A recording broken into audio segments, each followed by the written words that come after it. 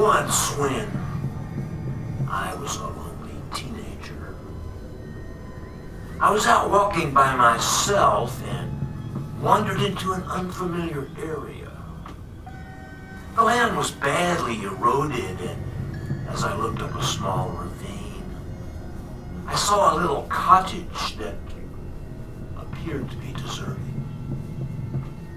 I noticed a weathered piece of paper stuck to the door and became curious as to what it said.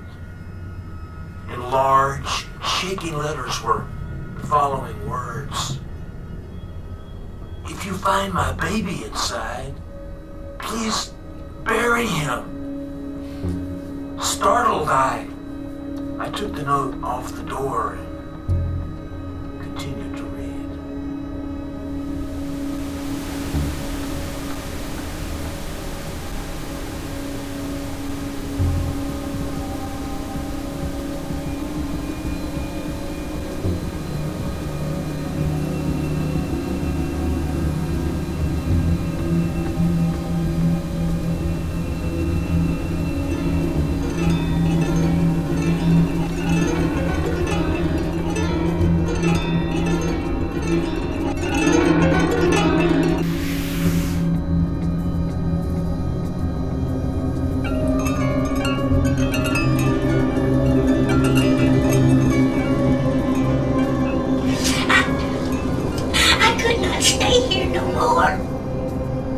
Something has my baby in that house, and I can't get him back.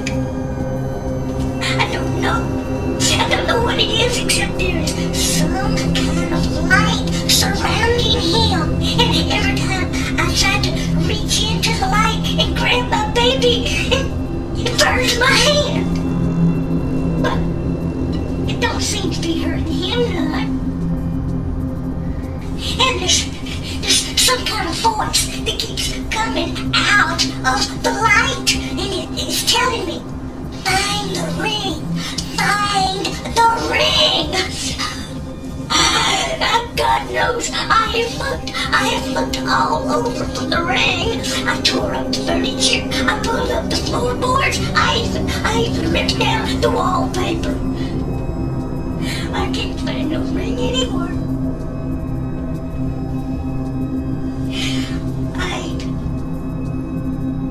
I ate or slept for 3 days. And I don't know what to do except try to find help. But I am so weak.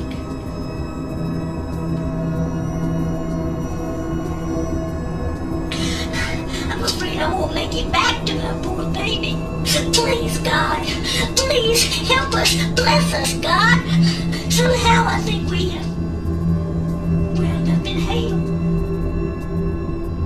I got the feeling that somehow it's my baby's fault. But I can't see where he's done anything to deserve this.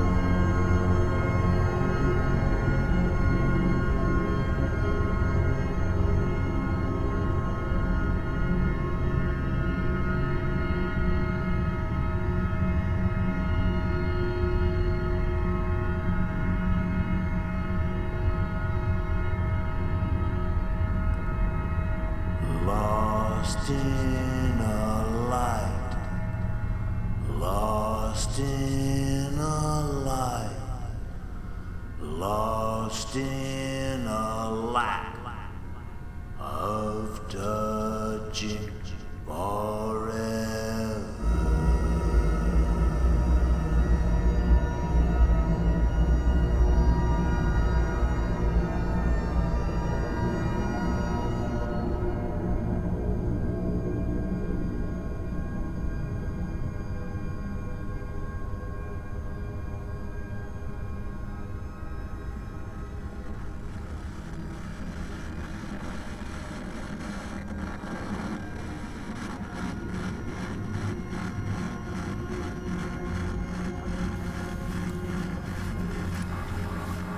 except for a small area around a baby bassinet in the center of the room. The interior of the shack was total chaos. After working my way through the jumble of broken furniture, loose floorboards, and other rubble, I finally reached the side of the oddly spotless and pristine bassinet, covered by a clean white blanket. Filled with apprehension, I removed the cover, revealing the perfectly formed skeleton of a baby, clutching a wedding ring in its right hand.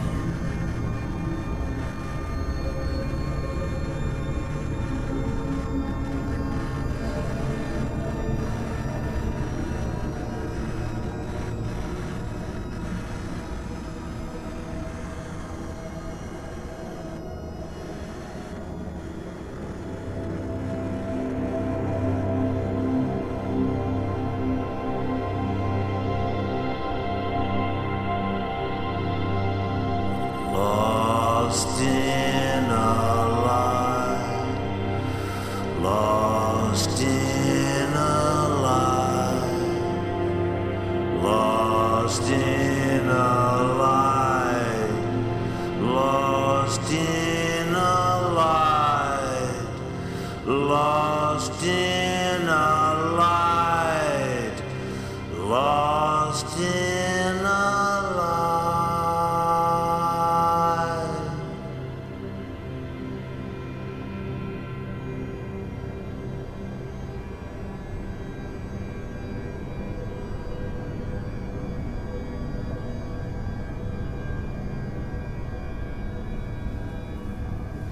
After scratching a shallow hole in the dry dirt of the ravine, I was about to dump the pitiful basket of bones into it when I noticed some words engraved on the ring. Deeply disturbed but compelled to continue, I brought the ring closer to my eyes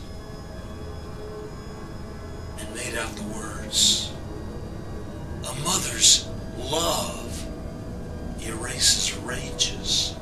A mother's rage erases." But the rest was scratched out. Overwhelmed by feelings of fear, disgust, and confusion, I threw the ring and the baby skeleton into the hole. I quickly covered them with dirt and ran home. No one has ever believed my story. I've tried to convince myself that it must have been a dream, induced by the instability of adolescence. I take comfort from that thought.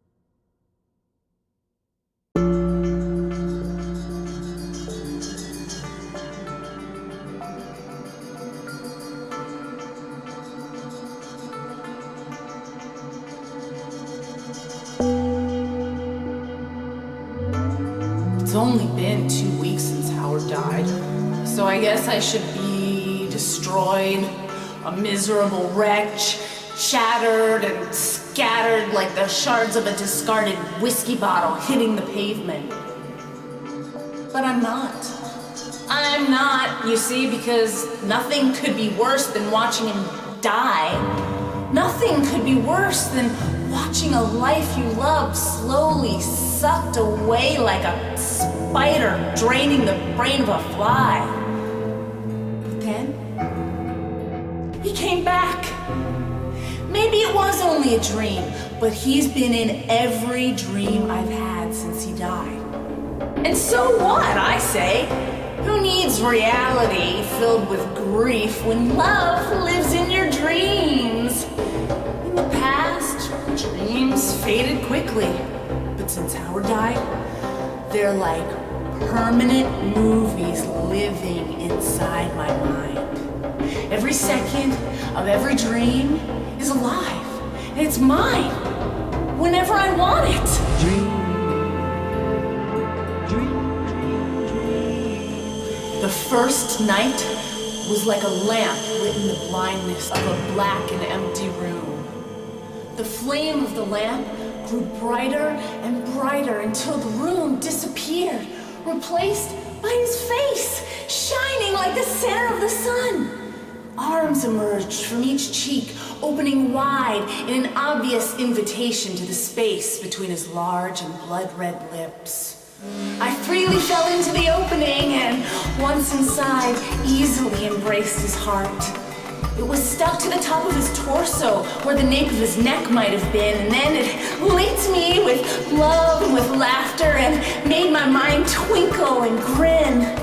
The dream flowed on in its own loose and liquid way, filling my mind with a warmly glowing wetness that always equaled the essence of Howard.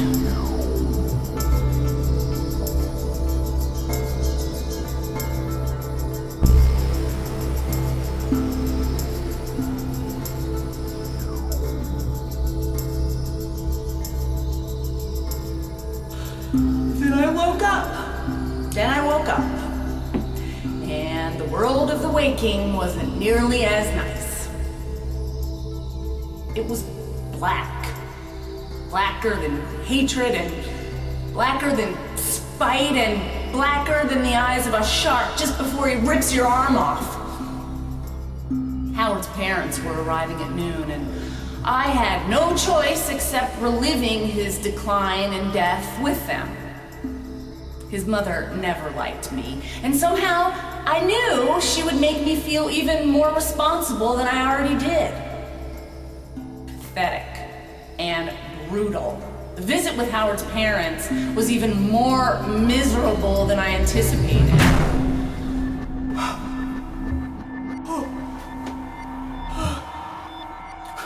With memories of the previous night's encounter still pleasantly lingering in my mind, I went to bed as soon as they left, even though it was only 4 in the afternoon.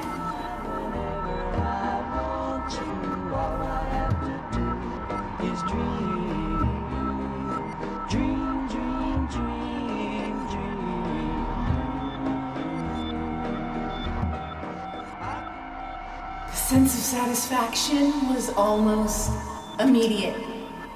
Howard was hugging me from the moment my head sunk into the softness of my succulent, cloud-like pillow. And instead of assorted parts, he was a whole person this time. A whole person who was also a whole, pulling me in like a lover who hasn't tasted sweet release in a long, long time. My body became rigid and erect like a diver slipping into the sea, and I felt myself enter his soul. In and out I went, tasting the delicious tang of tension and release, until we both exploded like overripe raisins in the sun. I laid in his arms for a few sweet forevers, until the sound of shouting opened my empty ears.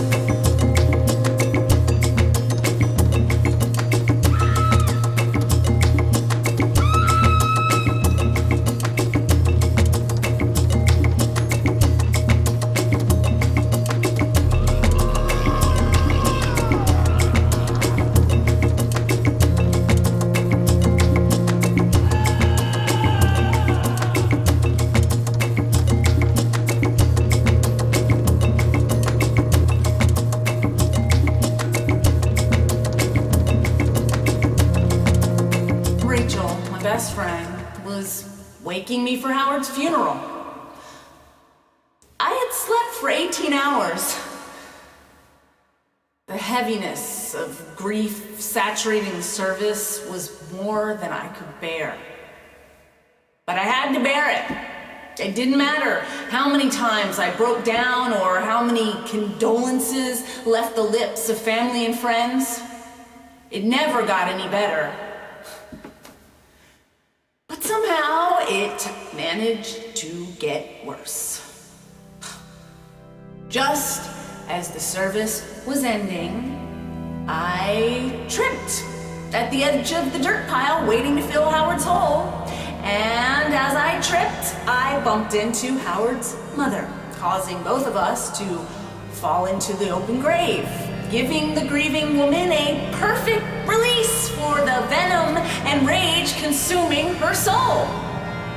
As my friends and family looked on, my dead husband's mother hit me 14 times with her purse before I fainted into the waiting arms of my beloved.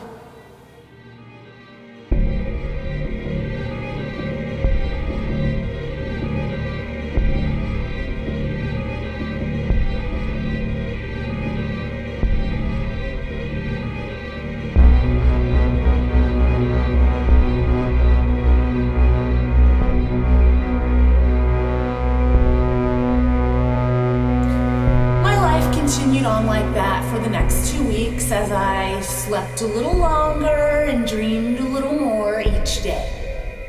I made it 23 and a half hours yesterday, and now, with Howard's support, I think I'm ready.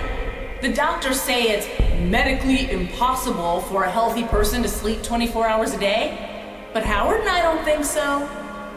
And that's all that really matters.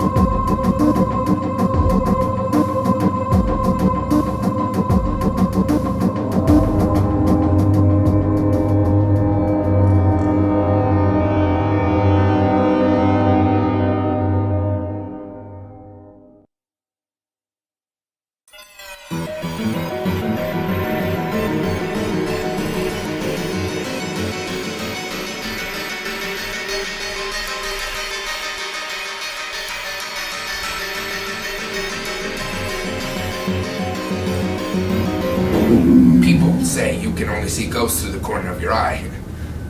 But it's not true. I've seen the ghost of my wife right in front of me. The first time, it was not too long after I killed her. You see, Maggie told me that I walked in my sleep, but I didn't believe her. She left a pick. Pick. Don't leave your dirty clothes on the floor. Your bald spot is getting bigger. Those pants make you look fat. And after a while, you just get used to it and you just wouldn't hear it anymore. and then she'd come up with something worse, and I figured that's what it was with the sleepwalking thing. Until she put flour on the floor.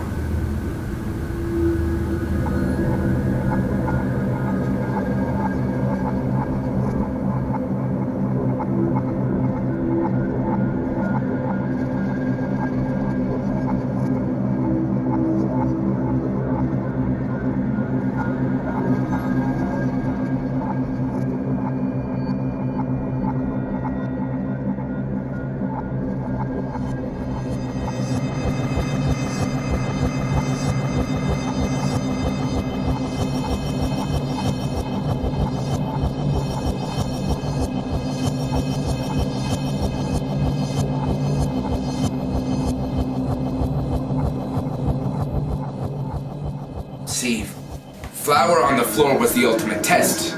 If we woke up the next morning and there were footprints in the flour and my feet were white, then it was absolute proof.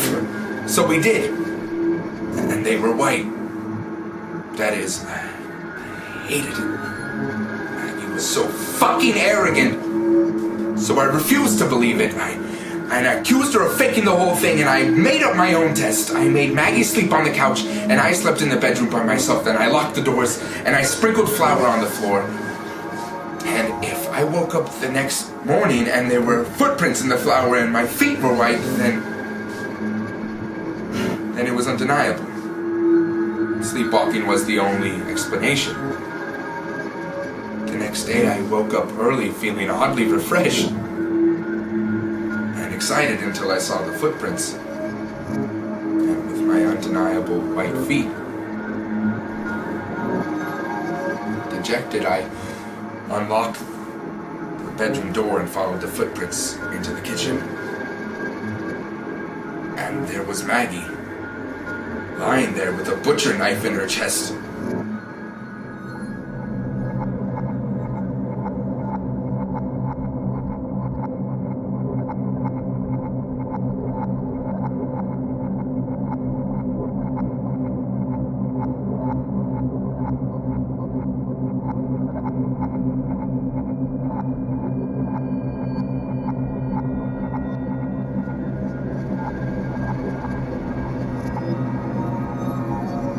So, I got a smart lawyer and he got me off.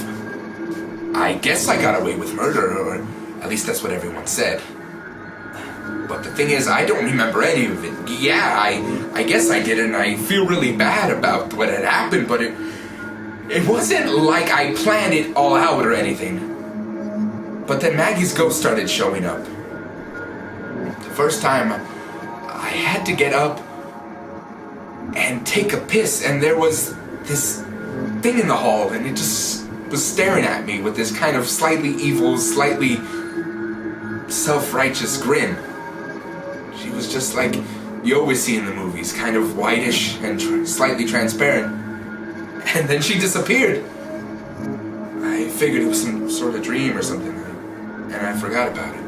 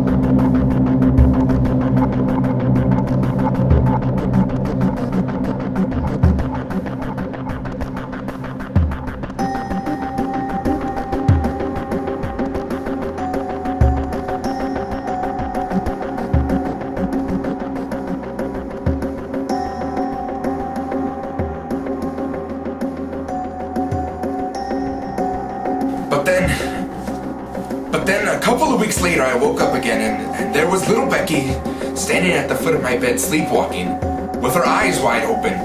It was spooky as hell. I picked her up and put her back in her room, but then it happened again. This time I could hear her talking to Maggie. They were in the kitchen talking about knives.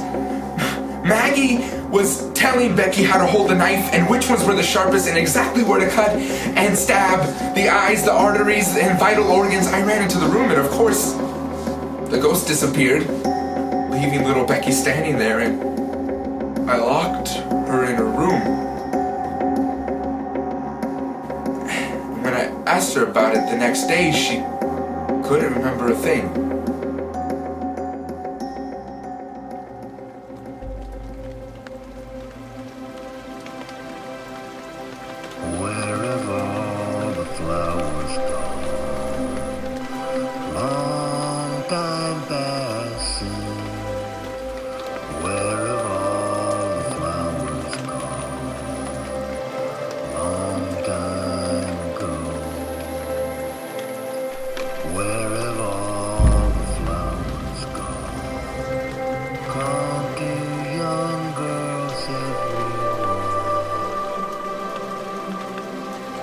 If you're a city slicker like Ann Foster, you come from Waterloo, Iowa. You learned fast, and wanted to read your newspaper in half, to order Danish, not sweet rolls, to almost like cardboard coffee. But this you do hold on to. Every woman needs to be herself at times. Your answer? Baking. Baking good, baking often with gold medal flour. Little kitchen, true. Strange oven, also.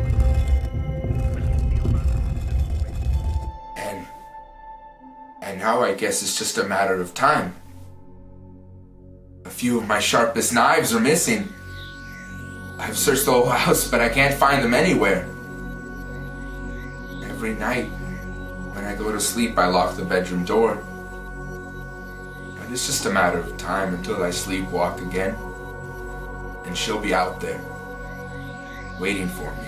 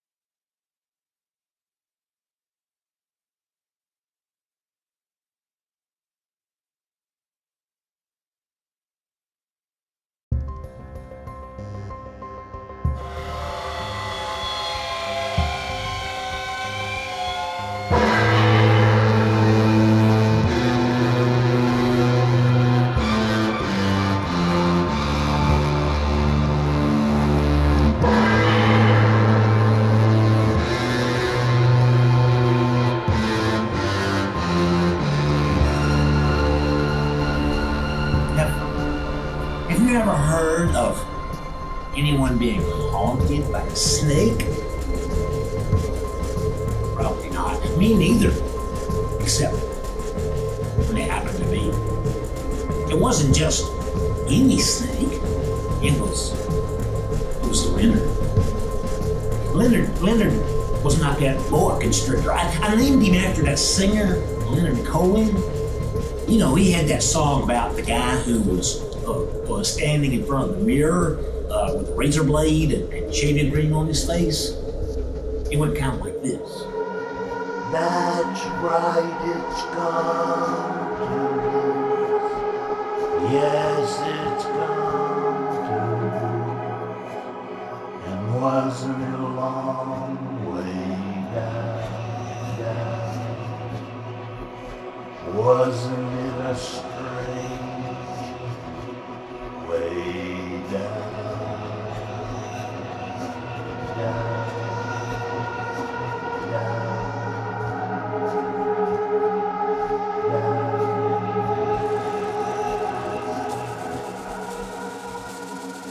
Well, I used to sing that song whenever I would feed Leonard.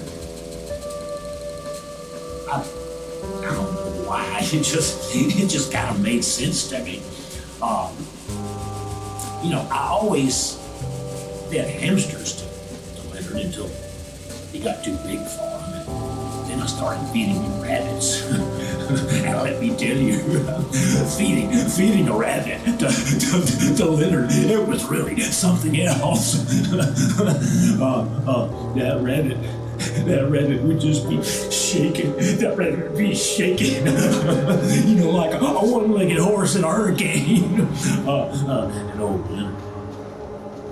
Leonard, he would just take his time, slowly edging up to that rabbit, pretending like nothing was happening, but the rabbit knew. The rabbit knew, and then all of a sudden, wham!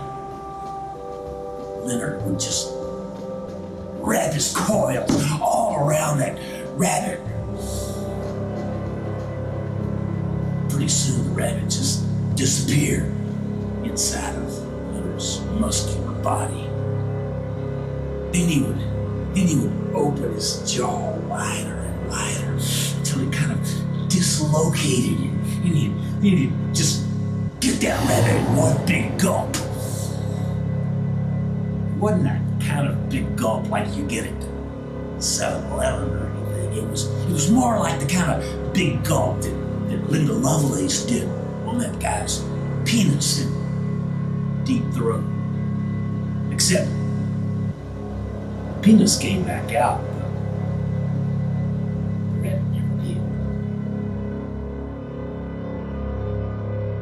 That's right, it's come to this. Yes, it's come to this. And wasn't it a long way down?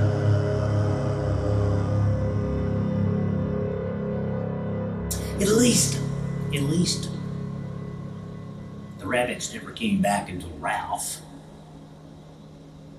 I never named the rabbits because I didn't want to get attached to them, but when I got this one, it was almost like all of a sudden I could hear this voice in my brain. And it said, "Hi, I'm Ralph." A little clear like it was weird. But anyway, Ralph was kind of beefy, so I knew that Leonard's lunch was going to be a real challenge that day. Sure enough, just as soon as I put Ralph in Leonard's box, he just pounced.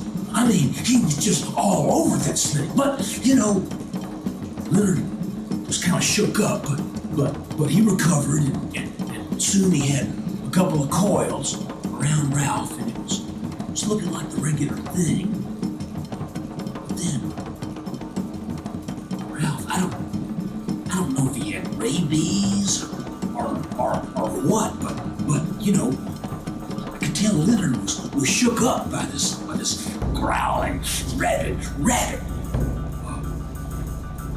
This was not the way it was supposed to be. What with him being a 12-foot boa constrictor and all, but soon, he started dislocating the jaws, wrapping them around Ralph's head, but I guess he was so anxious he didn't kill the rabbit first. As soon as he closed his jaws around Ralph's body, all of a sudden he started jerking and twitching, and the next thing you know, all of a sudden here was Ralph's head coming out through Leonard's stomach, just snarling and growling, and that was the end of Leonard.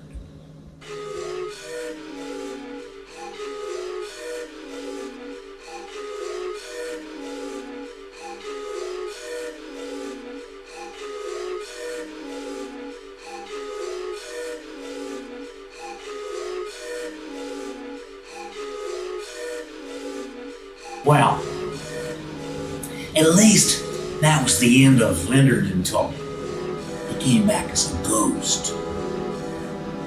The weird thing is, he keeps getting bigger and bigger. He must be 30 or 40 feet long now. And he keeps coiling around and around me all the time while I'm eating breakfast, watching TV. I don't think he can hurt me. He's a big ghost snake and all, but he blames me. He blames me, and he blames me for Ralph.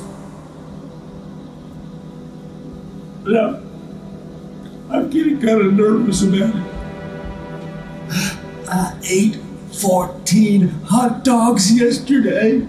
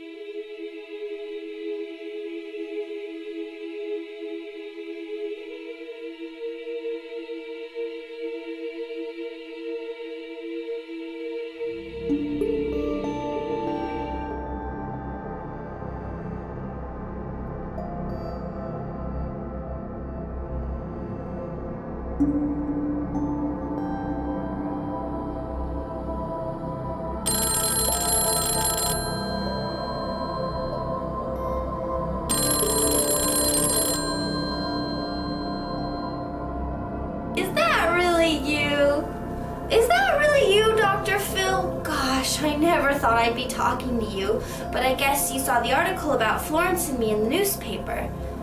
Yes, well, I guess you'd have to say that Florence and I were lesbians, although it just seemed to me like we were really, really close friends. What?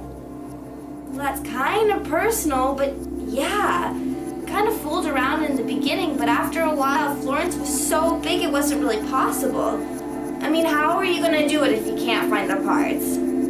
After a while, I just kind of got tired of looking. But it really didn't seem to matter. It just kind of became something we didn't have to worry about.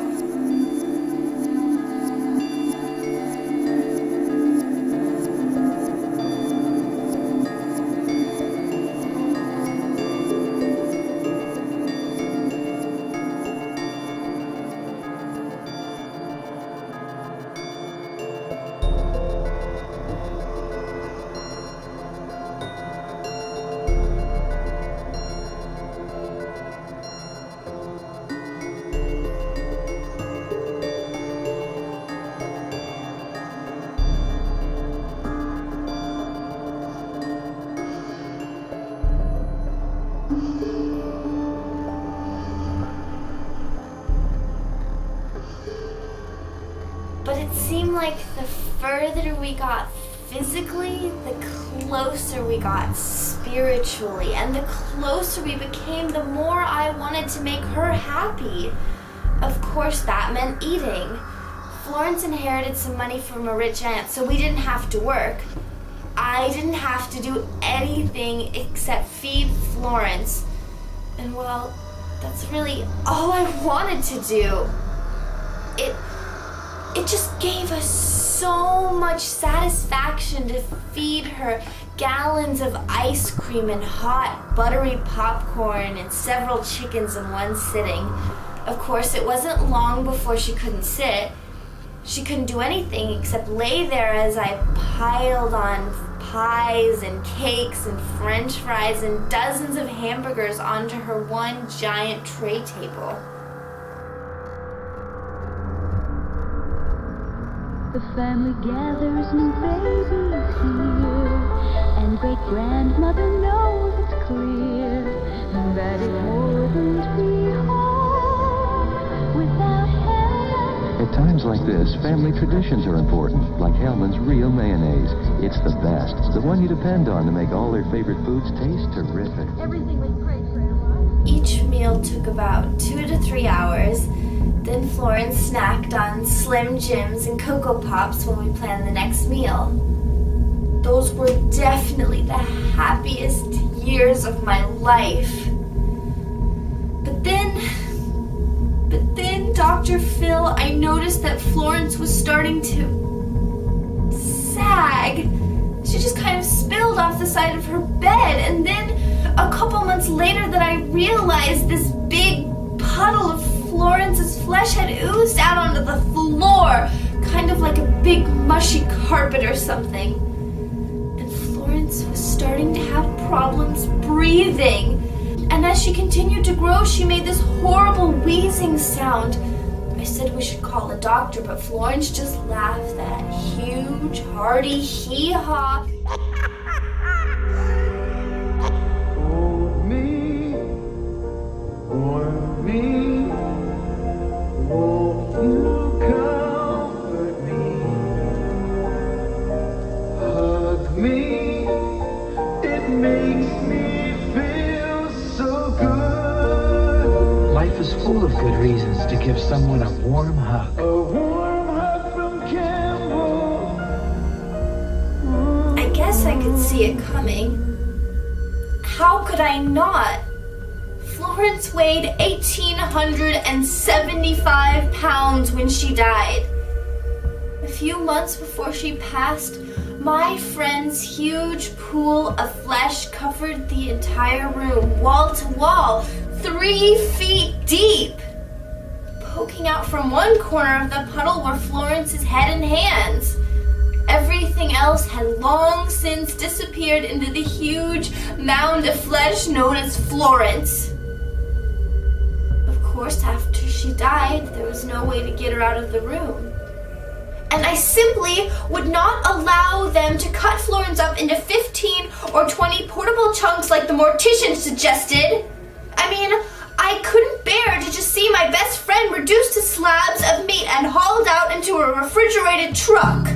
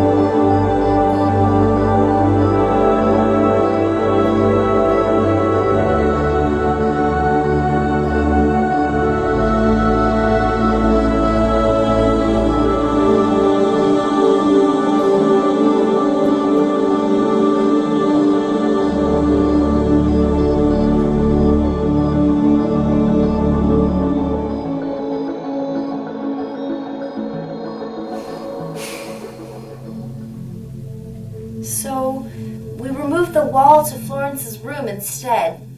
And it wasn't easy, as I'm sure you can imagine, Dr. Phil.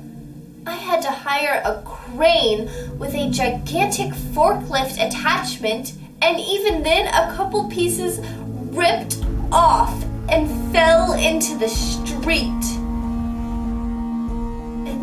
that was it. My best friend was gone, taking my reason for living with her. Until she came back.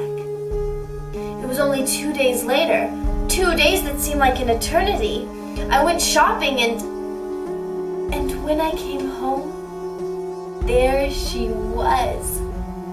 But now Florence is a ghost, and she's better and funnier than ever. Not being stuck in a bed anymore, she just floats around the apartment like a big jolly jellyfish, and being a ghost, she can't eat anymore. So I do it for her. It gives Florence so much pleasure to see me down a turkey and a couple of banana cream pies. I'm sure I'm not in her league yet by any means, but I'm getting there. I'm getting there. Okay, I'm coming. I'm sorry, Dr. Phil. The Domino's Pizza guy is here and Judge Judy's about to be on. I'm sorry, I have to go now.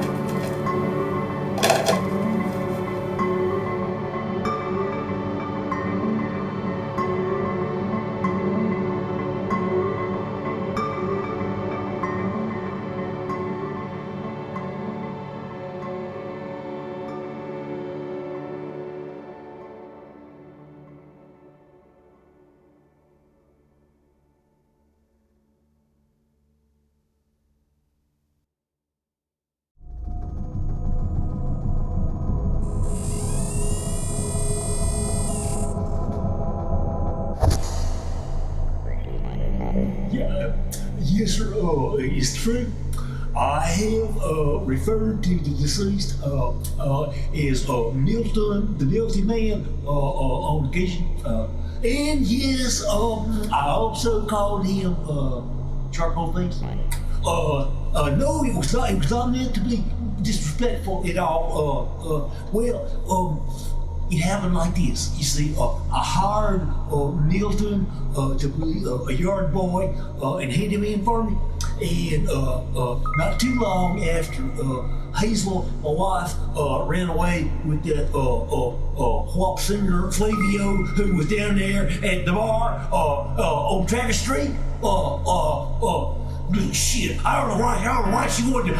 I'm sorry. I'm sorry. Yes, sir. Well, you see, I hadn't been feeling so good after Hazel went away, and I thought maybe it would be nice to have somebody else around, even if it was just Milton.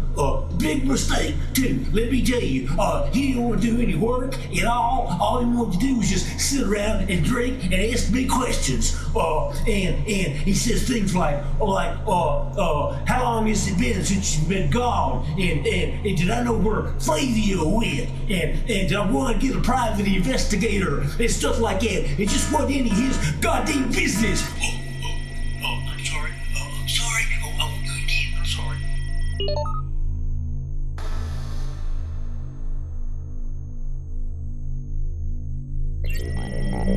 Well, you see, the accident. Well, okay, here is what happened. You see, Milton was in the garage. He was refinishing the kitchen table. And, you know, he had to be wearing this respirator and coveralls and all. He was real hot. And so, you know, I was standing outside smoking a cigarette.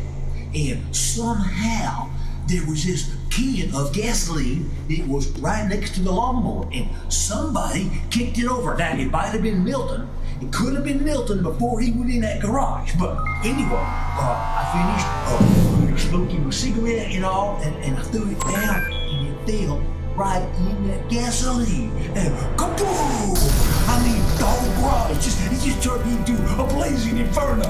And I could hear poor Milton in there just screaming like a scared puppy or something. And, you know, I ran over and I grabbed the garage door, and it was stuck. I pulled, but it was stuck tighter than a donkey dick in an ant's asshole. I didn't know what to do. I felt so bad. I felt so bad about poor Milton.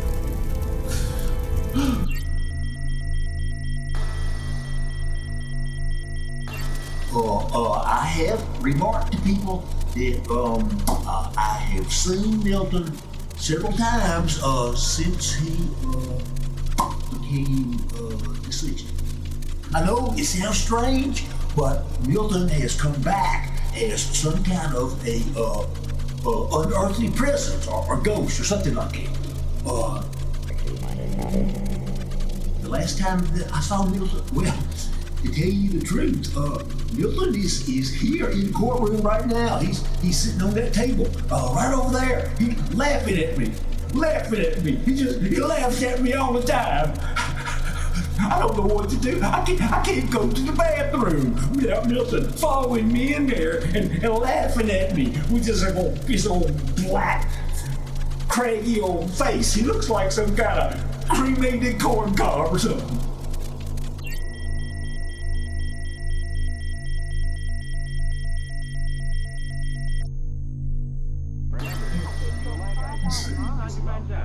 He just sings all the time. These horrible TV commercials.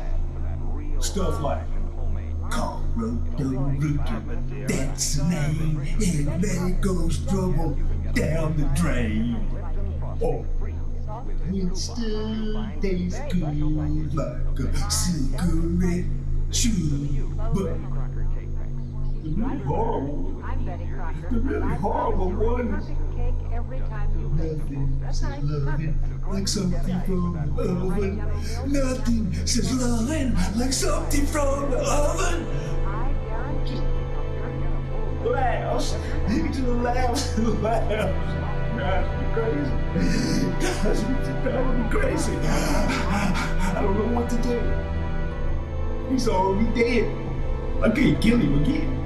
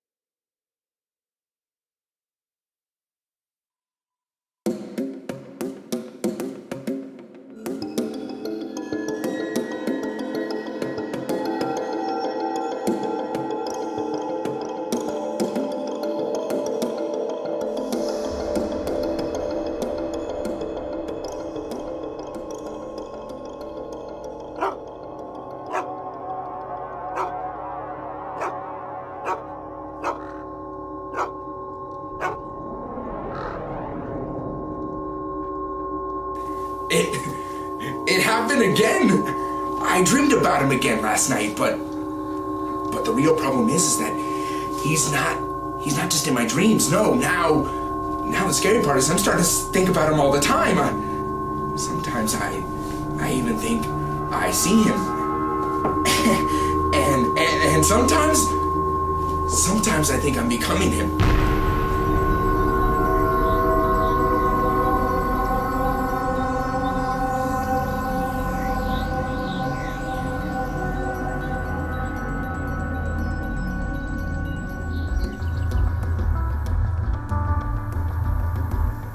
Maybe you've heard about him. The Pudding Killer? He was pretty famous back in the 80s. A serial killer who stuffed his victims' mouths full of pudding roll-ups. Pudding roll-ups were this kid's snack food back in the 80s. They looked a little like chocolate tacos all rolled up in wax paper. And the Pudding Killer, he would tie up his victims and then roll them up in carpets. And he'd stuff their mouths full of pudding roll-ups. Of course, they eventually found 52 bodies with their mouths full of pudding roll-ups until they finally caught him.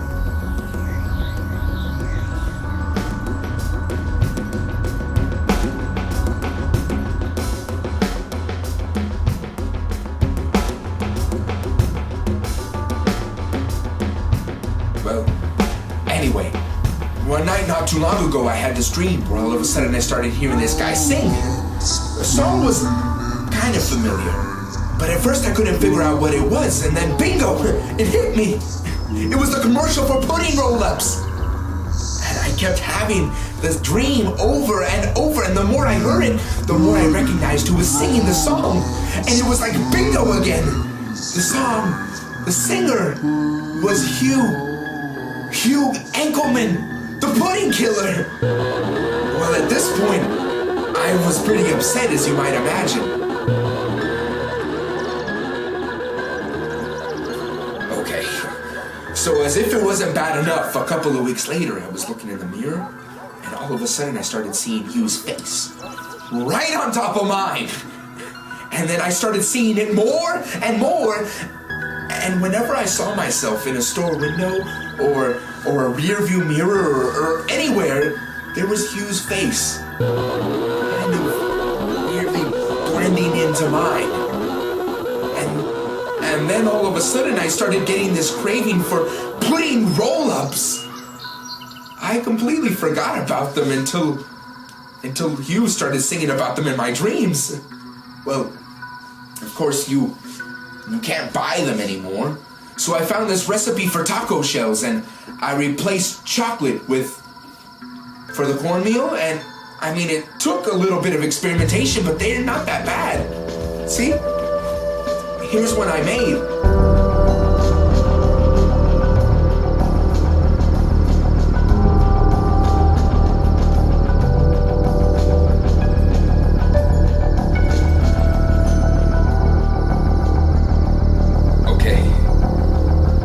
Okay, here's the heavy part.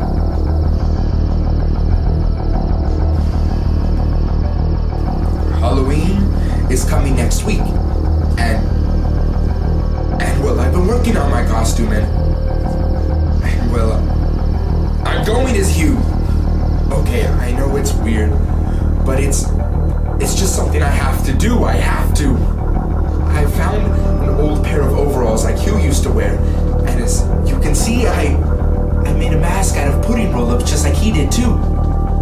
And I've been gathering up these pieces of old carpet and rugs and some rope too. It's disturbing, I know, but somehow it just makes me feel this tingle, this electric tingling sensation all over every time I think about it. I can't wait, you know?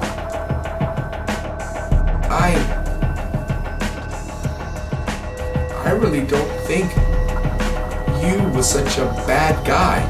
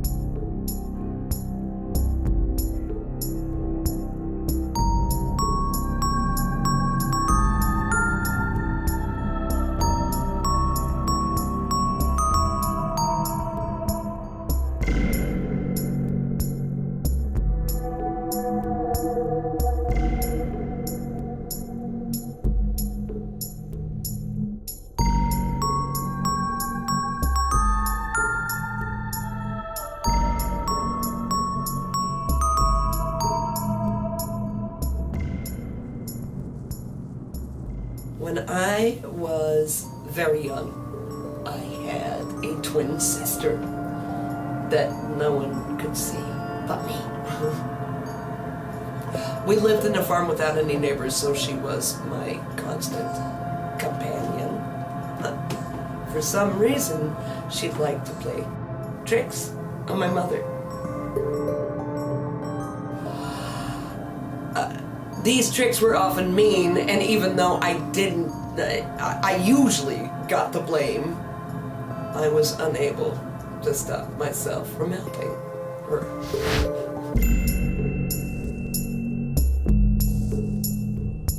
The unseen sister of Jets. The unseen sister protects. The unseen sister of Jets. The unseen sister protects.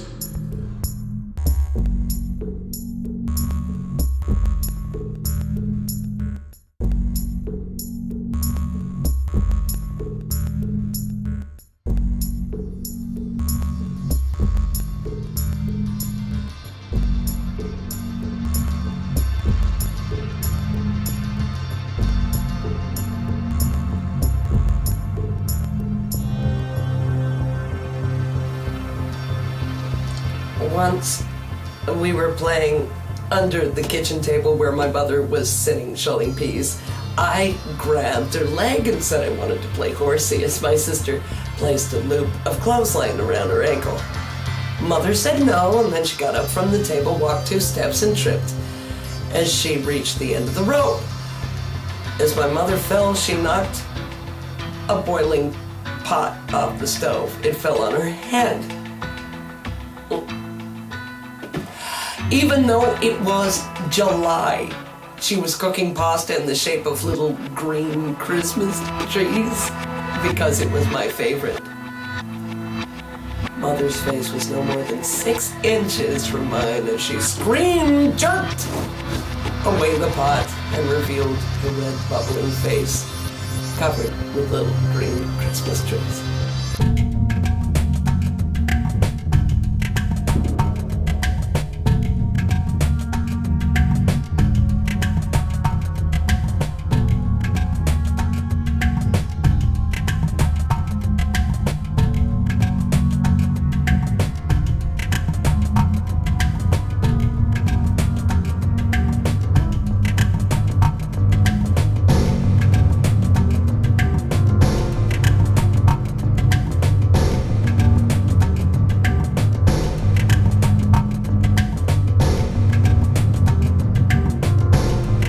Mother was dead when I woke up. Several years later, my father said that she had become tangled in the cord of a toaster and electrocuted herself as she stumbled around the room, screaming in pain.